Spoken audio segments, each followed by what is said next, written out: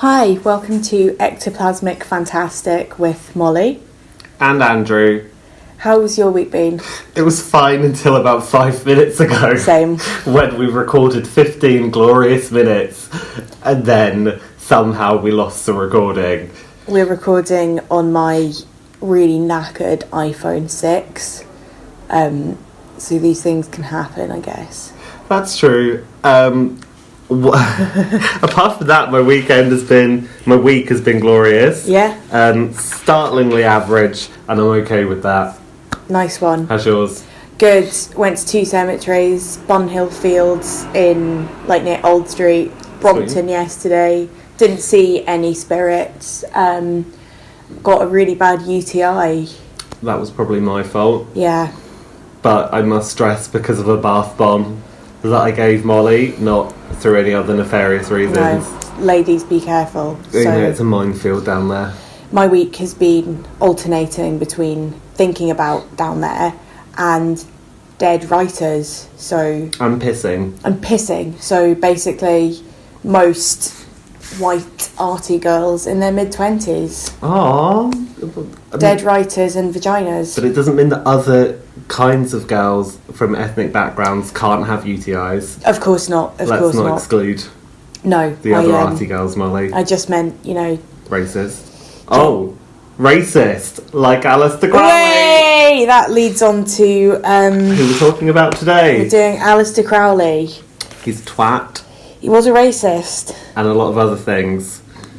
Let's talk about him. Yes. Our last intro was so good. And now there's a slight deadness in both of our eyes. Where should we start? Where did we start? Should we start with... I want to talk about what he looks like. Oh, yeah. We can skip to slating his physical appearance before we get to what makes him ugly on the inside. Because that's what really matters. Oh, I like to think both matter. But mostly, look at the egghead. He's an egg. He's literally an egg with, very dark eyes and really intense eye bags. So intense. This man looks like... every serial killer ever? Yeah, he's got the kind of dead eyes of serial killers. There's something frog-like and shark-like about him.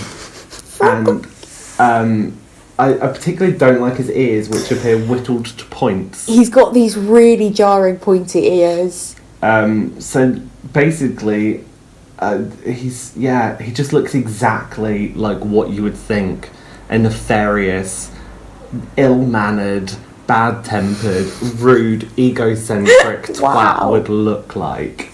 He wears his internal ugliness on the outside. Read her to filth. If he was on Grindr, I would not send him any kind of tap. That is a straight-up God, block. No. He looks like somebody on Tinder who you just swipe straight past. He looks like your uncle that would get a little bit handsy before he'd had anything to drink. He looks like the uncle that when he's staying over, you'd lock your bedroom door. Not to be trusted. Yeah, with anything. At all.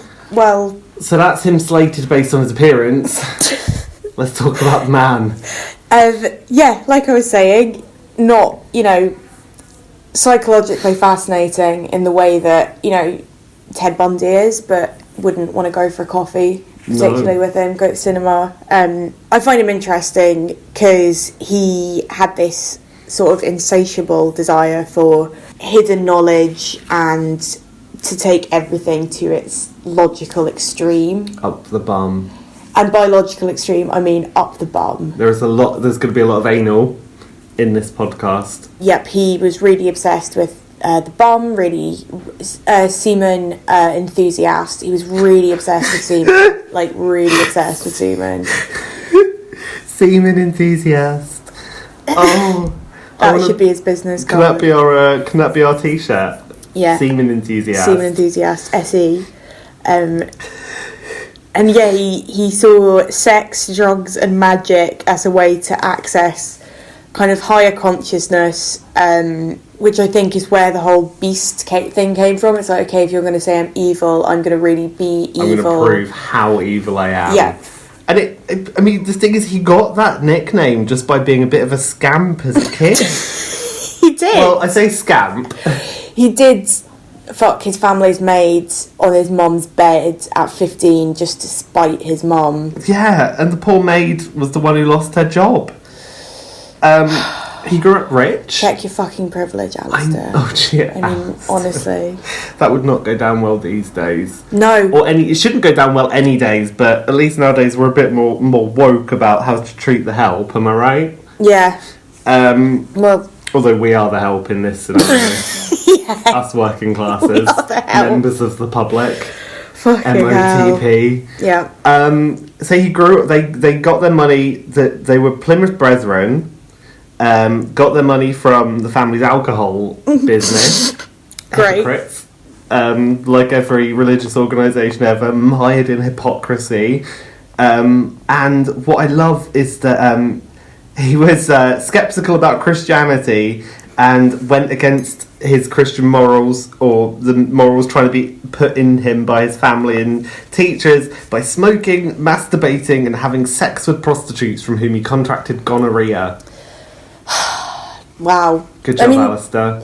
That does just sound like Teenage Rebellion, apart from... the prostitutes. Yeah. Although, I mean, if we'd had prostitutes in Norfolk, I'd probably have... Well, prostitutes in my little village of 200 people. And if he's a rich kid... He had the money for him. Yeah. I don't think that's particularly bestial behaviour. It's not, it's just, but they weren't as sex positive Absolutely. as we are these days, although there's still a lot of anti-sex worker. God, we should have said sex worker. Yeah, we need to remember to say that. But outside of his sexing and outside of his sexing and masturbating and smoking, he liked chess, poetry and mountain climbing. Very wholesome. Some quite sedate interests, unless you actually go mountain climbing with him, in which case you're statistically likely to die. Yeah, I do remember reading a story where he watched his mountaineer comrades die or come close to death, and he was just kind of like, yeah, but I really want to climb this mountain and get to the top of it. And the thing is, he was either very good at mountain climbing or very bad at mountain climbing. Because he would either go a little bit up there and have a minor problem and fail, or do really well. He didn't seem to have like a middle ground of mountain climbing. But I don't think he had a middle ground at all. No, that's true. Everything he did was just, I'm going to do this so intense. That's probably why he looks like this in his photo as I brandish his Wikipedia article in front of Molly's face. That is the face of a man who has no limits. That's what happens. He's probably he's 16 in that photo, Molly.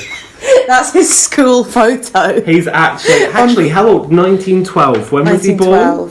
1875. So he's only 30. Fucking hell. 35. 1975. I'm doing my maths. He's 4 years older than me in that photo. Mate! Side by side comparison. Wow, I still have a full head of hair and no bags under my eyes. Yeah, he really looks like a man. I thought he was in his 60s. No. That picture was taken. No. Lived fast. He lived 30 years more after that. Imagine what he looked like when he was dead. Oh, he was terrifying. Like an old man, like as a grandpa. He was really fucking frightening. I can only dare imagine, and yet I'm not going to, because I don't think I do dare imagine. One thing I can say about Aleister Crowley, tell me, because I am trying to find his redeeming features. So he got this huge fortune. I'm not gonna pretend that he didn't squander most of it on cocaine, sex workers, opium, and all other manner of naughtiness. He went travelling with it. He did a lot of travelling. I mean, it is... He was the archetypal rich kid. No, I was going to say 19th century equivalent of gap year, really, Gap year. But, so he learned, about tarot, Kabbalah, yoga, mountain climbing, and then, obviously, loads of coke, heroin, and psychedelics. That desire to take everything to the extreme and to, if you're going to experience something, experience it as intense as you can. Mm-hmm. That is kind of something I sympathise with. I think I can understand. We all want sensation. Yeah. But there's got to be, even, he was demonised. He was meant to be the wickedest man alive. Mm. I know you're trying to look for his redeeming qualities, but let me ruin that for you. Please, go for it. This is basically... He left university, and he's recorded as having a first, but there's no record of what he actually took. So basically, he left university, he'd done some shitty poetry, but that was printed abroad because it was prohibited by the British press, but nobody actually knows what he's got his first in. So obviously, he bought a pass, and then just decided, well, here I come. It's just so obvious that he's, like, blagged his way through, trying to do this bohemian thing. And he was kicked out for getting gonorrhea. Yeah. So he's got a first from Cambridge, but in fuck all. In gonorrhea. And I don't have a first at all that I've even tried... Well, actually, I've not even tried working for a first because I didn't go to university. But he's just the absolute pits. He's just... Yeah. His money got him so far. His talent in what he was actually good at, allegedly, wasn't allowed to be recognised in Britain. His erotic poetry is... I hate it so much. I really hate it. You know one of the books was called White Stains? Of course I know one of his books was White Stains, and it really upsets me. And he wrote a poem about this woman that he was having sex with farting, and it's just really upsetting. Oh. It's called When Celia Farts, and it's just so... I hate it so much. I think I'm going to have to Google that when we're done. I hate it so much. Because I can't separate that image of him, like, getting off on a woman farting with that horrible, like, craggy egg face. Oh. And it just makes me feel really unwell. No, that makes me feel unwell. Maybe I won't Google it. Don't. I really hate it. I'm looking at all of what I've read about him, and the thing is, like, so much of what he did was just irritating and not actually bad. He bought a house on the not shore so of much the beast, that's like the mosquito. Yeah, he is the mosquito. He did something that, as somebody who's half Scottish, I mean, I know I grew up in England, but my dad is Scottish, bought a house on the shores of Loch Ness, called himself the Laird of Bullskin, and then took to wearing traditional Highland dress, even during visits to London. He's like every English guy at a wedding who wants to wear a kilt and thinks that's acceptable. He pioneered cultural appropriation. Like when Donald Trump sits there going, I'm Scottish, but he... You're like, fuck you dye your hair that colour. Yeah. And just because you look like a haggis doesn't mean you're Scottish. You're not allowed to say that, Donald. Mate, when my mum, who is full Scottish from Aberdeen, hears Donald Trump to say that he's Scottish, her eyes, like, she is the beast. Her eyes, like, glow She's red. The beast? When Donald Trump tries to say he's Scottish. Well, he bought his coat of arms, so he can fuck off as well. Yeah, let's not talk about him anymore. But yeah, there was all of this. Oh my god, so... he got initiated into the Order of the Golden Dawn, and he had Alan Bennett move in with him as his personal magic tutor, and Bennett taught him about ceremonial magic and ritual use of drugs until Bennett left to study Buddhism in South Asia. And I thought that was odd that you start with the ceremonial magic and the drugs and the ritual stuff, and then you move on to Buddhism, which is quite a sedate spiritual practice. And I thought it was just odd to start out with the hard stuff. Yeah, I mean, move up to the corn and the arm. Aleister Crowley was into Buddhism for a while, and I did hear somewhere that he was part of, like, bringing it to the West, but nothing that I understand about Buddhism and what I understand about Aleister Crowley makes any sense at all. Like, compassion. You have all of the... You have all of the upper classes in London at that time running around in, like, secret societies and magic lodges, and then all of a sudden Buddhism is, like, the weird overseas religious practice. I'm just like, no, I've been to the Bethnal Green Buddhist Centre. It's the most chill, peaceful, I'm going to say fairly ordinary, because there's nothing glittery and outlandish about it. Yeah, it's very I just can't believe that they considered that the next great spiritual frontier when they're the fucking Black Robe Brigade. I think they probably just got sick of the black robes. Like, the Golden Dawn, so this whole late Victorian upper class men getting into ritual magic, I kind of love, just because it's so extra and so like pretty and precious. And like the Golden Dawn was just basically, they did accept women, which is, you know, fair enough. But yeah, just kind of rich people, because they didn't have to worry about getting typhoid from, you know, drinking the water. They had all this time to devote to the study of these ancient manuscripts. It's amazing, but they had such great infighting as well. They so basically getting my whole life reading about the infighting. They wanted to, so Aleister and under the orders of one of his superiors wanted to seize the Temple of the Adepts at Blythe Road in West Kensington from the London Lodge of the Golden Dawn. And the case was taken to court, and the judge basically said it was the London Lodges, as they'd paid for the space's rent.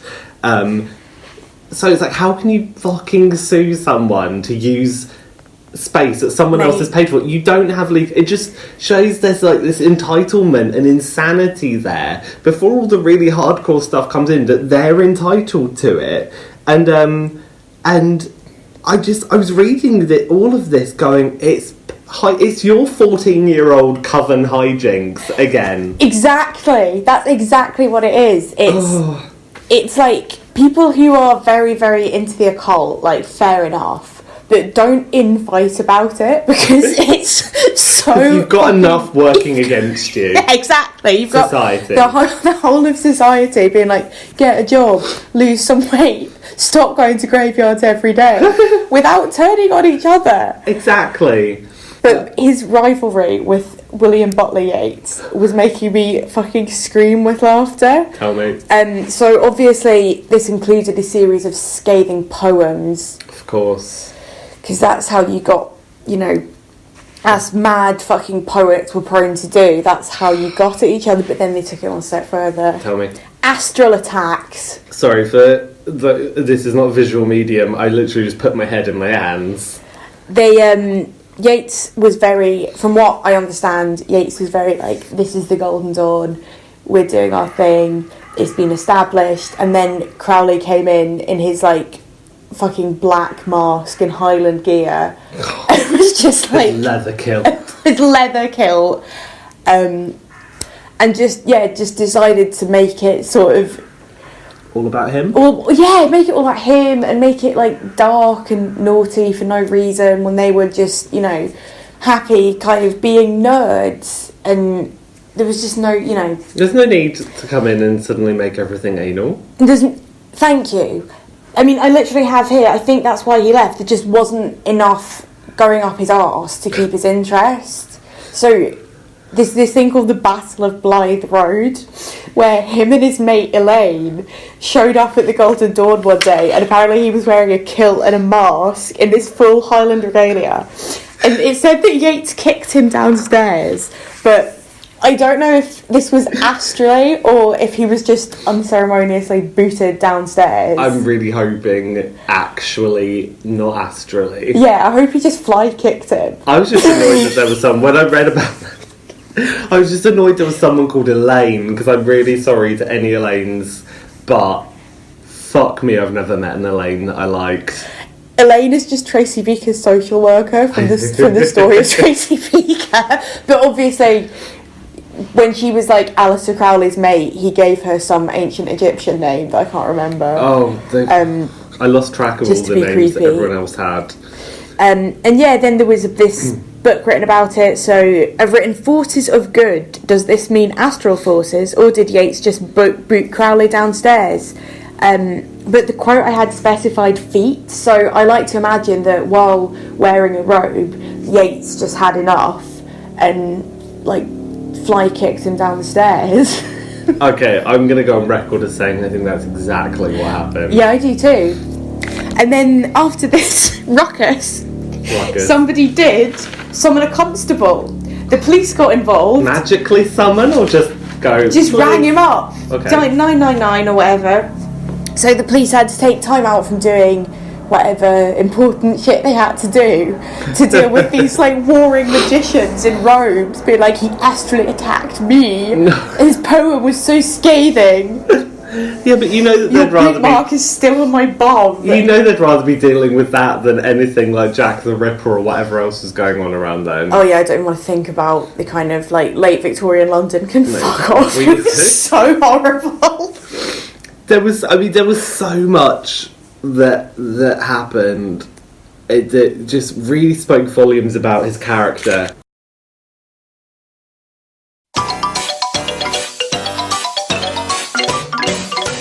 Moving on slightly to a couple of years after that, when he was basically starting to develop the spiritual practice of thelema. Yes. I have put in.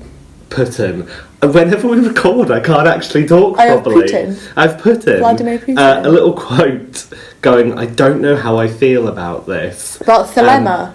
About thelema and how he felt about thelema. So he ended up being contacted by a spirit called Iwas. Yes. Who's meant to be the messenger of Horus. He wrote down all of this, but then there was a great quote saying, at the time he had been unsure what to do with the Book of the Law, which was the collected messenger of Iwas. Often resenting it, he said he ignored the instructions which the text commanded him to perform. Now... Wait! Yeah, he often ignored it. Now, the things he ignored involved taking the Stele of Revealing from the museum. Now, the Stele of Revealing was the tablet that he believed contained all of this information that prompted Iwas to contact him. It's always in a tablet, isn't it? He had to fortify his own island and translate the book that he had written into all of the world's languages. So he was like, I tell you what, Iwas, I'll write down what you said, but I'm not going to do it. So, when he contacted Iwas, I've got this thing that he married this woman called Rose Kelly, who was an alcoholic. Yeah. And then he stopped writing White Stains and all that horrible shit and sort of was quite, wrote some sweet love poems for Rose, which I imagine still involved the rectum. You can have sweet love stories involving the rectum. That's true. That's very true, actually. You can. I don't know any, but I'm sure you can. Rose went into a trance and put him in touch with Iwas, and Aleister Crowley was like, nice one. And then, but I was under the impression that he went into all this like very intense ritual where he had to stay up for like 3 months at a time and get up at a certain time in the middle of the night to do all these like rituals. So he went through all that hassle, got the message, and was like, nah, this is going to take time out of my wanking and cocaine schedule. Yeah. And I can't be arsed. I've done all this magic, I've been given this great truth, but fuck you, spiritual forces, I'm not going to do it. I'm going to go back to the anal, thanks. I mean, he just carried on being a wanker. He's a wanker. He wanted publicity, so he issued a reward of £100 for the best review of his own work. Oh my god. And the winner was an army historian and army officer who basically heralded Crowley's poetry as some of the greatest ever written. I wonder if it was the one about Celia farting. Yeah, if it was... I mean, that's the kind of guy he was. I want publicity, so I'll pay £100, which back then was... small fortune. £1 million. Yeah. Thereabouts. Approximately. Approximately about in the ballpark of £1 million. And you see, of course you're going to get your top fan writing in and going, I think you're the best poet ever. Please give me £100 so my family don't starve. Exactly. Well, I don't think the British Army officer was starving. Oh no, fair enough. But, I mean, still, there's just a never-ending cycle of twattery surrounding him. Isn't there? Every part of his life is twattery. I mean, it's fun twattery. Yeah. I like reading about it. But it's, as Latrice Royale would say, romper room fuckery. It is romper room fuckery, because then he just does all of these bizarre things. Like, he keeps trying to contact Iwas. And it's like, for me, it's like it's going back to the ex repeatedly. Yes. It's like, oh, I really want to talk to you again, but I can't remember why we split up in the first place. Oh yeah, because you wanted me to fortify an island and translate my book into 230 languages, and I didn't want to do it. which is like the equivalent of, I want to get back with you because I don't remember how you always make me want to watch action movies and eat pizza, and I don't want to do either of those things, and I'm not going to. So why do you want to keep disturbing Iwas? Because he just wasn't up for it. He couldn't. No, last podcast on the left do a fucking brilliant Aleister Crowley episode that is so funny, and they refer to Iwas as Horace's secretary. But this is it. Yeah, that's it. Like, if he is Horace's secretary, he's got a busy schedule. He's not got time for this Eggman. I'm a secretary for a team of doctors and I'm busy enough. Yeah, it's a lot. I put down, stop wasting Iwas's time. Hi, Iwas, it's me again, Aleister. Can you help me with my boner? Yeah, I won't do anything about it. Yeah. But just tell me what to Tell do. me what to do. I like the fact that when he divorced Rose, he cited his own infidelity as the reason for divorce. Wow. He wasn't even going to throw her under the bus. He was like, I think by that point he'd accepted his own twattery and gone, yeah, I think cheated. he was at peace with his twattery, though. You know, he doesn't strike me as somebody who kind of pretended not to be a complete twat. I don't know, maybe his ego was that big, he just genuinely thought he was evil. That's who I am. I am pure evil. Yeah. Do you don't think call he him was a bad doing, boy, that makes me feel really do you ill. Think he was, do you think he was just doing that, like, you know, early 20th century mystic version of, oh, I'm crazy, me? Yeah, maybe. He does remind me of, like, what they call nowadays a fuckboy. He is a fuckboy. Isn't he was he? the OG fuckboy. Yeah, definitely. He's like, oh, let me write you a poem and sing you a song. But I can only write you the poem once you farted. Yeah. I just hate the farting so much. I fucking hate it. It's so nasty. And I'm gonna kink shame. It's fucking nasty. I'm gonna only kink shame that part. The anal bit I'm on board with. Of course, yeah. I mean, I'm pissed off about the fact he changed the spelling of magic to magic with a K at the end to distinguish it from the public magic of stage illusion. Did he originate that? Yes. Did he? Yes. And now that's why, like, every fucking 16-year-old who gets their first tarot deck is like, I'm into magic. Oh my god, I spell it with a K sometimes. I hate you. Get out of my podcast. I am just amazed at everything he does. I mean, you know, I know we've referenced it so many times, but the fact he devised a magical working based on anal sex. He started the modern practice of sex magic.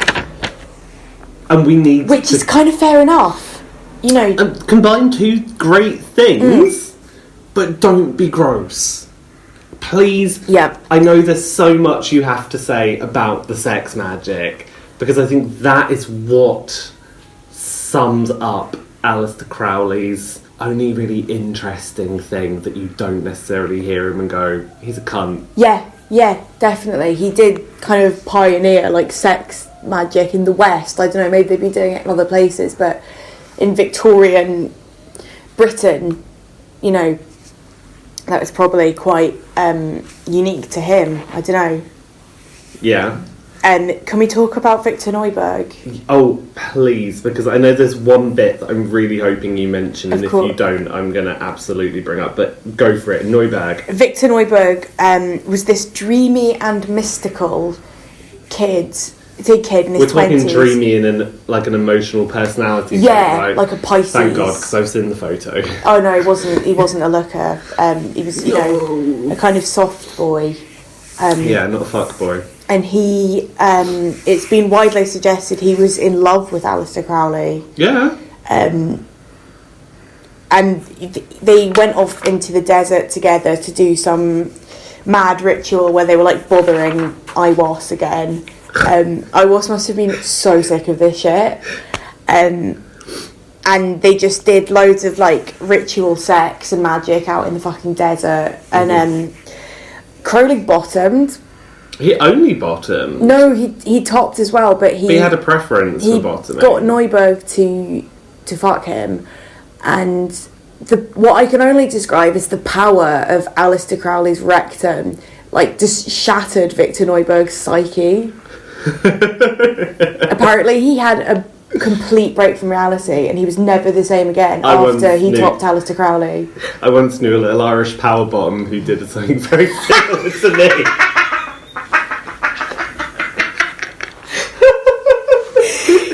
I wasn't the same for a couple of days. Has this ever happened to you, listener? I didn't know if I was coming or going, but wow. I definitely knew when I was coming. That's interesting, but I'm just kind of amazed that, like... That is the sheer power that Aleister Crowley had. Yeah. I mean, his anus brought about a nervous breakdown. I mean, I think part of me wants to go, having read about everything else that Aleister Crowley did, I feel like everyone had a breakdown around him. No, they did. But obviously, fucking Aleister Crowley, he probably fucked the sanity right out of you with his butt. I think he literally did. I think people who, like... I think all his wives had nervous breakdowns or had typhoid or died. Yeah, Rose was institutionalised. Yeah, and I think... I was reading this thing that was like, just because the sheer amount of... Like, fair enough, he wanted to stay up all night and wank and shove things up his arse and take opium and bother Iwas, and he kind of... Everyone around him came into that in madness with him. Yeah. And he was maybe someone who could take, like, loads of psychedelics and, like, week-long sex binges all the while. Workings, he called them workings. And trying to persuade Iwas to watch, whereas Iwas was probably just trying to, hang out in a pyramid. Yeah, exactly. But most people's psyches can't take that. I don't think I could. I don't think I could. I mean, I don't like opium. Yeah. And fair play if you like things going up your bum, but I do not. And what's the other thing? Yeah, I don't want a week-long sex binge. 15 minutes and then a can of Coke Zero is good for me. Yeah. 5 minutes of warm-up, 15 minutes of cardio, 5 minutes. 5 minutes of cool-down. Yeah. But I think like I look at him and I know, like, we mentioned the shoving things up the bum and the blah blah blah blah blah, and it's like, smoking opium and taking drugs does not make you a bad person. Of course not. Your choice of sexual activity does not make you a bad person. Of course not. What we're doing is purely referencing the fact that Aleister Crowley was a twat and used these things to reinforce his twattishness. That's exactly, thank you. I really don't want it to seem like I'm shaming anyone who wants to put things up their bum, because I am not. God bless you, I think, would probably be the worst thing you could say to an Aleister Crowley act. I'm going to just say, people are going to listen to this. There are going to be some people who are probably very pro-Crowley, and there are going to be some people who are very anti, and then there are going to be the people who hear us talking about these things in a jocular way and be offended. And I just think I say fuck you to all of them, because I think this is the most offensive man, and we've not even got onto the most offensive stuff about him yet.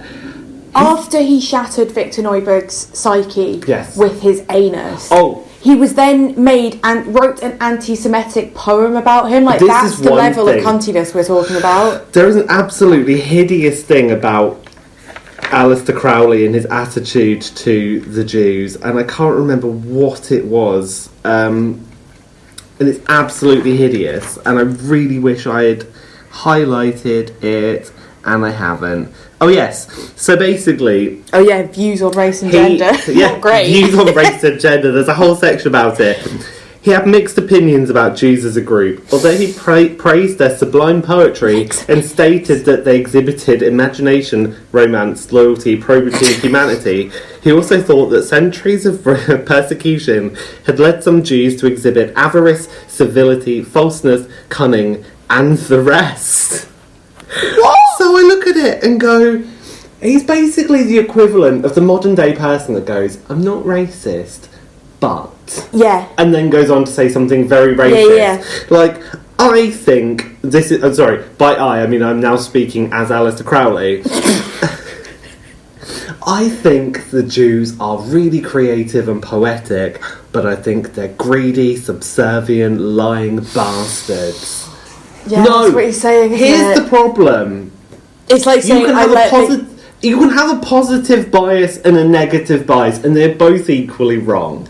You just everything about him. But the fact he fucking slated his lover / magical acolyte, two very precious roles, and calling him a thick-lipped whatever. Yeah, it's awful. He broke his mind. Don't embarrass him. And I used to be really obsessed with the story of him breaking a man with the power of his anus, as you can probably tell because I've mentioned it quite a few times, just because it's very funny to me. But knowing that he like wrote this really horrible poem based solely on the fact that this poor fucking man was Jewish actually takes away from my enjoyment of that story. Yeah. Like, I don't find it as funny anymore. No, because it's like he broke him and then he slated him. I just don't understand. He was a dick about everything. He was horrible. He abused all his wives as well. Well, this is what I wanted to say. He was such a misogynist. And his biographer believed it stemmed from his bad relationship with his mother. Oh, we've all heard that one. How many of us have ever had a properly great relationship with our mother? Like, we might be in a good place with them, but we've all had difficult times with our mum. So, no, because he viewed women as being lesser in terms of intellect and sensibility and moral inferiors who needed to be treated with firmness, kindness and justice. Did he treat anyone with firmness, kindness and justice? Firmness maybe, and he was like, a fucking shithead to them. Kindness definitely not, because he cheated on everyone with everything. Justice, there was no justice. No, he's fucking awful. He was a bastard. He wasn't. Oh, I know we're going all over the place. I've just turned a page and there's a massive note at the top that says, "But don't forget the drugs." We need to talk about his drug taking. He just loved drugs. He loved drugs in every form, whether it was snorting, swallowing, injecting. Drinking. And it was commonly pointed out in his writings that his thoughts were not always cohesive and influenced by a variety of sources, like religious movements and practices, and science, and esotericism, and magic, and alchemy, and the tarot, but not forgetting the drugs. Yeah. Like, no one ever goes, oh, of course he wasn't coherent, because he was coke up to the eyeballs. He had fucking opium poppies growing out of every orifice. The guy was he was a walking 12-step program waiting to happen. And again, drug use does not make you a bad person until it makes you a bad person. Yeah, take drugs. I don't care if you take drugs. I don't. I've taken drugs in the past.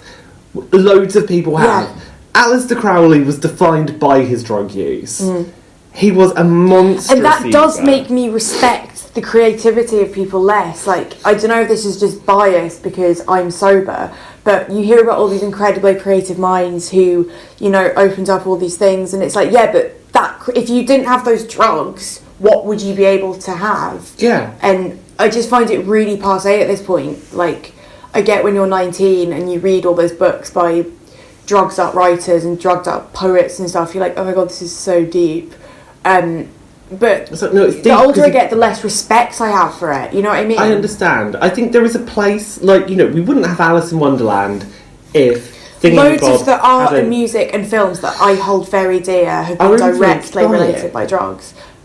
But it's not the 70s anymore. No, and also, here you have a perfect example of something that wasn't working for. Like, Hunter S. Thompson... Sorry, smoker's cough. Hunter S. Thompson and Burroughs and all of those people, the drinkers, the druggers, who wrote beautiful work, and drinking and drugging was a huge part of their life. I mean, Tennessee Williams, everything was alcohol. Burroughs, everything was drugs. Fear and Loathing in Las Vegas. So much drugs. But the thing is, it was, and I'm not advocating it, but it was very much a part of the art and it was cohesive. Whereas Victor Crowley was... Victor Crowley? Victor Crowley, sorry, he's a famous horror movie character. Aleister Crowley was just a gibbering wreck who couldn't decide what he wanted to talk about, so he got it all out. And nearly all of his work that I've read or tried to read, apparently his work is unreadable. It's basically it's that drunken conversation where you don't quite know what the person's trying to say, and you don't know if they love you, they want to fuck you, or if they're hungry, because there's 3 different things happening at once, and none of it's actually happening in totality. So I've absolutely no time for him. again, I'm going to reinforce how much I hate him. This is such an interesting take on Aleister Crowley. Like, everything you read about him is very non-biased, whereas I think it's fair enough. I'm so biased. Oh my god, no, like, it's fair enough to comment, like, he was fucking awful. Like, I don't know what redeeming features he's got other than the kind of mass influence he's had on a cult and, like, counterculture and stuff. Like, that's fair enough. He's had an impact, but plenty of people have had an impact. And it doesn't make them good people. Hitler. Yeah. I'm going to drop Hitler in there and...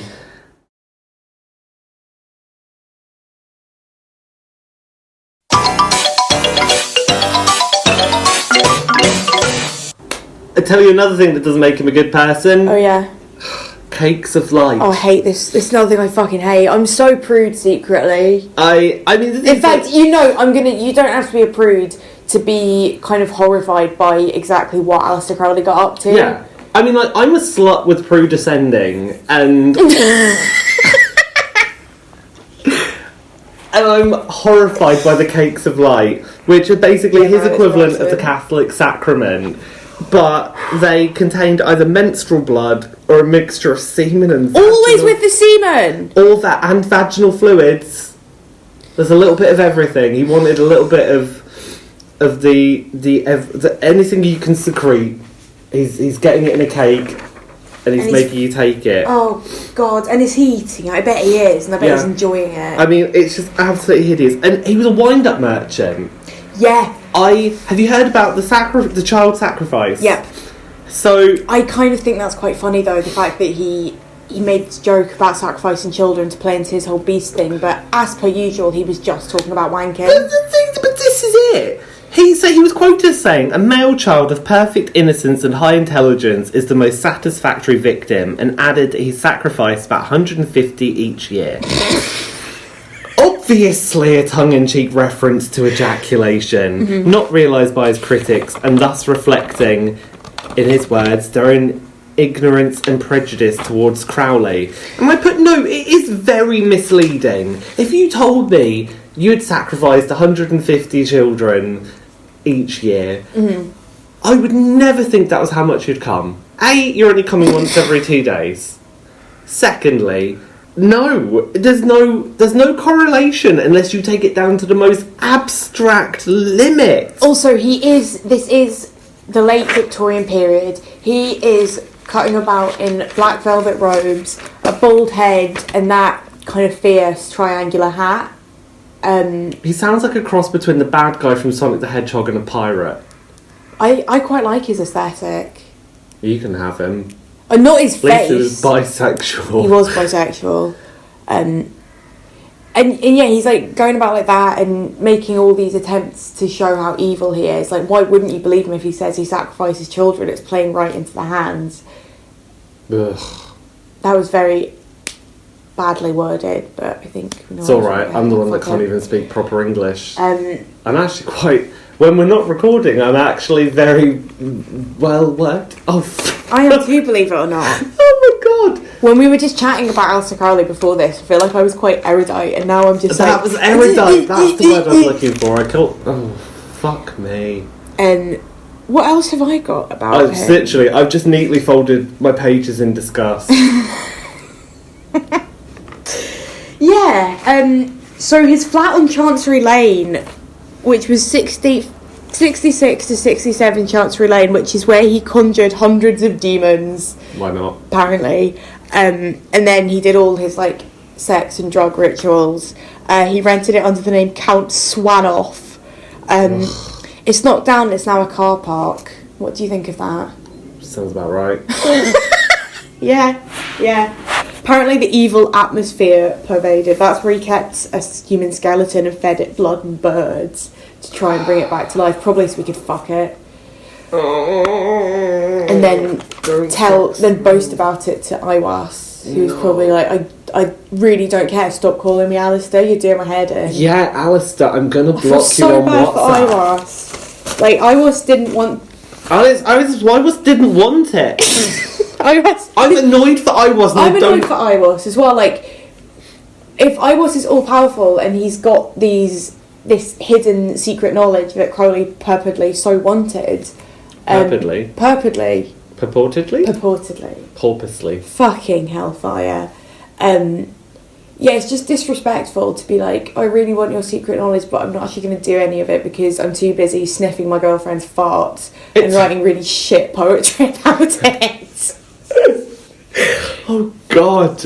Yeah, I'm not on board with Aleister Crowley. I can honestly say after this, I never want to talk about him again. Okay, I'm sorry for choosing this topic. No, that's okay. I'm so glad. I'm glad. The thing is, you need to give me more things to hate so that I can just spread it out. Well, yeah, there's no point just talking about things that we love and approve of. Aleister Crowley is now going to take some of the heat off of dogs. You hate dogs? I hate dogs. Mate! Seriously. That's weird. No, it's not that well, actually, yeah. There's an equal ratio of dog to cat videos on Facebook at the moment, and I'm just scrolling through and hoping that... Do you know what? My one rant aside is that Facebook algorithms can pick up all these bullshit things like gyms and everything else, but it doesn't pick up that I do not like dogs. So I just get half dog videos to every cat video, and I'm not on board with that. So I just get advertised... I have one conversation with my sister about Moet champagne, and then all I get advertised is Moet champagne. Moet? Moet. My friend is French, told me it's Moet. Oh God, maybe I'm ignorant now. Yeah, I was like, Moet. Yeah, I'm just sick of my phone thinking it knows me, to be honest. It's like, you're not my best mate. You never will be. You never will be. You're a phone. I hate robots. I'm just sick of it. Sorry. That's okay. So we hate Aleister Crowley. I dislike him. I think he's a twat. I'm never going to be okay with his racism and his misogyny. If he hadn't been a very wealthy white man, he would not have gone down in history books as being, the king of the occult. I'd love to know if there's any women out there in history who... There's Dion Fortune, but... Oh, Marie Laveau. Marie Laveau, there we go. Boom. She's fucking cool. We should do an episode about her. When we get to not London. Yeah. So I'm being so controlling about the London thing. That's alright. I'm awful. That's okay. We have to do London history. I'm indifferent. I think we said London twice in this podcast. So, I think to neatly wrap this up... Yeah, my official thing is Aleister Crowley, burn in hell. You'd love that, though. Okay, Aleister Crowley, like, I hope... Yes, give it to me. I hope you get locked in a chastity belt for all of time. I hope you never come again. And IWAS has the key. I hope you never come again, and I hope IWAS never answers your calls. I hope IWAS blocks you on WhatsApp. Yeah. I think he's fucking awful. I wrote all this stuff about how I kind of respected his committal to kind of extremity, because I do find that interesting. Like I said, it's something that I kind of sympathise with, but sorry to keep talking about his bum again, but like doing that to a man, it's kind of rape, even though he was top bottoming, and then being so racist and fucking abusive is just like indicative of his character. Like, he's got all this cool sex and drugs. Indicative. He put the dick. He really did, and he's got all this cool counterculture sex, put drugs, the dick in him. Oh! I never want to hear about his semen again. Okay. I'm so sick of it. So, let's never talk about Aleister Crowley again. Our friendship has been tested enough. I'm thinking for next week. Yeah. I know that we want to do a graveyard episode. Mm-hmm. So we could do a Ghosts of the Graveyards of London, or we could do a Haunted House episode. Can we do Haunted Houses? Yeah, let's do Haunted Houses of London. Amazing. Okay, so next week we're going to do Haunted House with House... Haunted Houses. Haunted Houses of London. There's some really good ones. There's some really, really good ones. Okay, so look forward to something next week, and you won't hear the word semen or anal. Unless I'm talking about what I've done this week. You won't hear the word psyche shattering. No. Unless I talk about what I've done with my week. Exactly, something to look forward to. Okay, This has been Ectoplasmic Fantastic with Andrew. And Molly. Goodbye.